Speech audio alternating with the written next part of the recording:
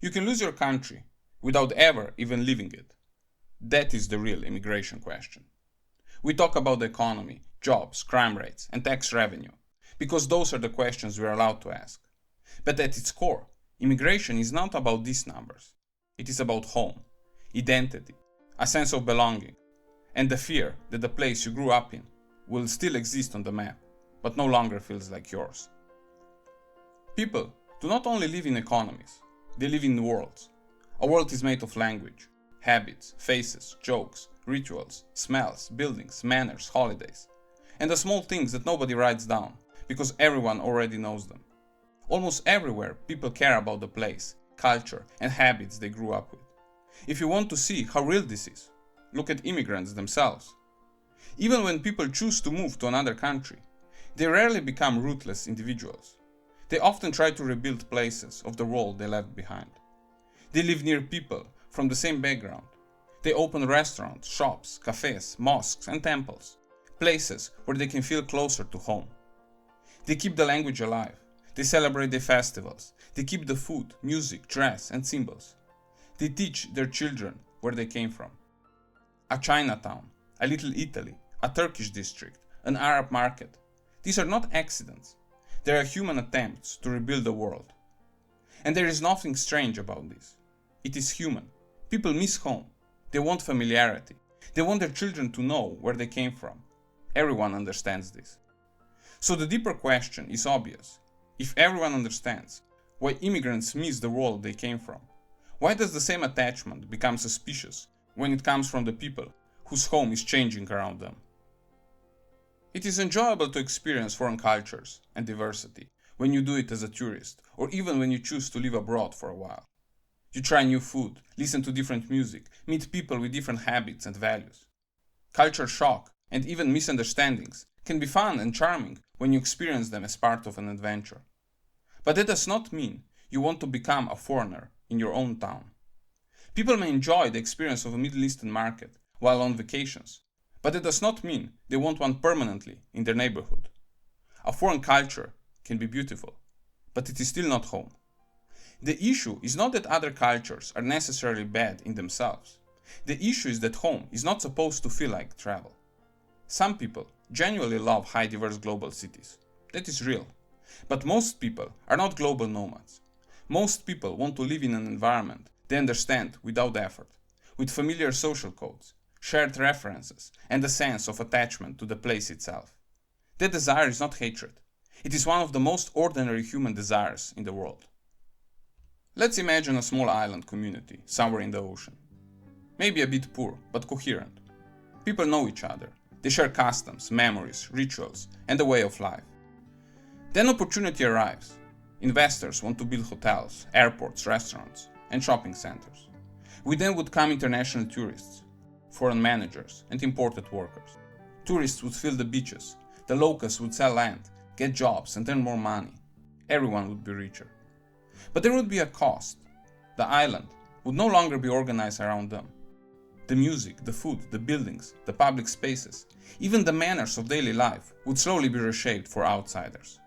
The locals would still be there, but they would no longer be the center of island life. Most people immediately recognize the dilemma. Whatever their politics, they understand that this is not just economic development or openness to the world. It is also the loss of home and community. The island becomes richer, it becomes more connected, but it also becomes less theirs. Would you really tell the islanders, stop being backward? This is just progress. Your attachment to home and your culture is irrational. Nobody has to invade the island. Nobody has to hate the locals. The transformation can happen through contacts, jobs, investments, and individual choices.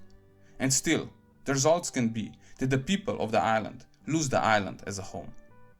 They're not simply rejecting contact with foreigners. They're defending a world they recognize as their own, a world where they are the majority and remain at its center. So why does that intuition disappear when the people losing the familiar world are native Europeans or the historical majority population of Western countries like the United States? A higher income is not compensation for becoming a guest in your own homeland. People do not only want better lives, they want their lives to remain theirs. When this happened to a small island, an indigenous tribe, or a traditional village, almost everyone understands the loss. Even people who normally defend openness understand that development can become dispossession. But when working-class Europeans say that their towns can become unrecognizable, the same concern is suddenly treated as ignorance or hatred. This is why the immigration debate is so often dishonest. It talks about crime, jobs, wages, history, and compassion. But at the heart of the problem is identity. Do people have the right to live in a place that still feels like home?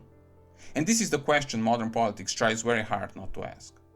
In most Western countries, the public was never seriously asked how much demographic and cultural change it wanted. That change just happened through policy, business interest, moral pressure, and elite consensus. From the start, the concern is treated as a moral defect. Backward, racist, hateful, extremist. We have developed an asymmetrical moral vocabulary. We can easily describe non-Western attachment to home as dignity, heritage, identity, or resistance. But when Western population express the same attachment, our vocabulary becomes nervous. The same feeling suddenly needs disclaimers. I would not even call this hypocrisy. It is something deeper, a political culture that has taught us to recognize rootedness everywhere except at home. On our imagined island, at least the dilemma was clear: economic development and becoming middle class in exchange for the loss of home.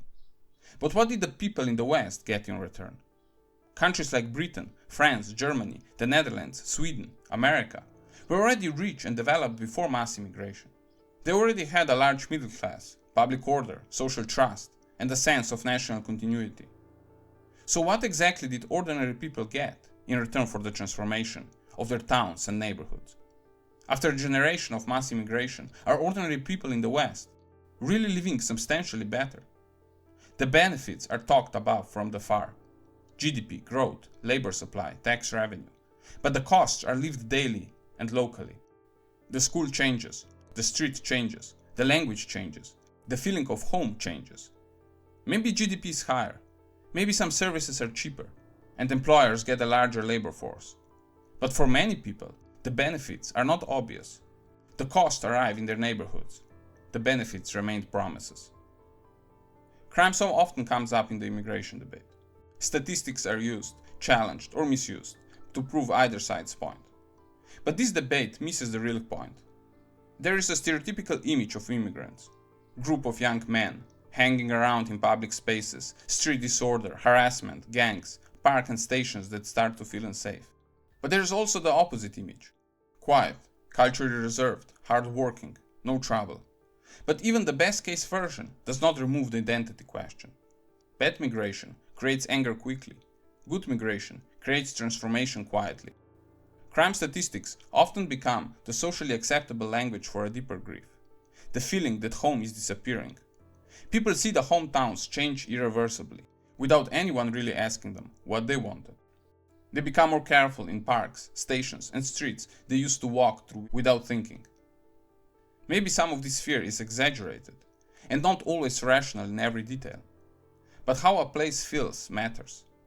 It is insulting when elites from the capital tell them that this is what progress looks like, and that if they do not like it, something is morally wrong with them. And when someone in the community is robbed, attacked, or stabbed by an immigrant, it is not just another crime statistic. It is a final humiliation. A breaking point after years of strangers they never choose, elites who never asked, and a society that transformed their home while telling them that they were immoral for objecting. A local crime feels like a failure inside the community. A migrant crime can feel like the consequence of a transformation the community never consented to. The crime is the event. The humiliation is the context. When people get angry, there is a rational core inside the irrational reaction. So is mass immigration in the West really large enough to change the meaning of home? Or is this just scaremongering? A few immigrants here, a new restaurant there. We could look at official projections. When will white British people become a minority? When will Americans of European descent become a minority? But for many European countries, ethnic statistics are incomplete or hard to compare. Some count citizenship or country of birth, some avoid ethnic categories almost completely. So let us do something simpler. Not a precise demographic model. We will just look at the scale. The United States is the easiest example. In 1960, America was still overwhelmingly European descent, around 85%. Today, non-Hispanic whites are somewhere around 58%.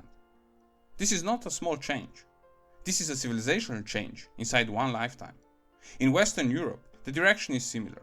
In countries like Britain, Belgium, the Netherlands, France, Germany, Sweden, roughly 20 to 30% of the population is already not ethnically native to the country, sometimes even more.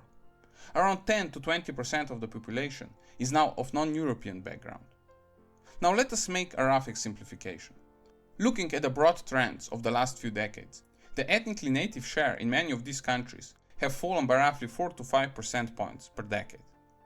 If a country is around 75% native today, and that share keeps falling by about 10 points every 20 years, then by around 2100 the ethnically native population will become a minority. In some countries it may happen 20 years earlier, in some 20 years later. The exact year is not the point.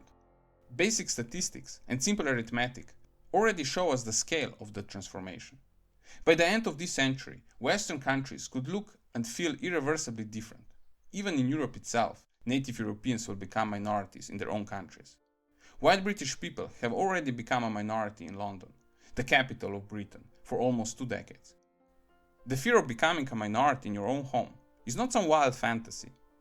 That is not a conspiracy theory. Many people watching this video will see it happen in their lifetime. This is not something in a distant future. Do people want this? And if they do not, does it matter? These are not marginal questions. They are the defining political questions of this generation. People often say that migration has always happened, and that is true.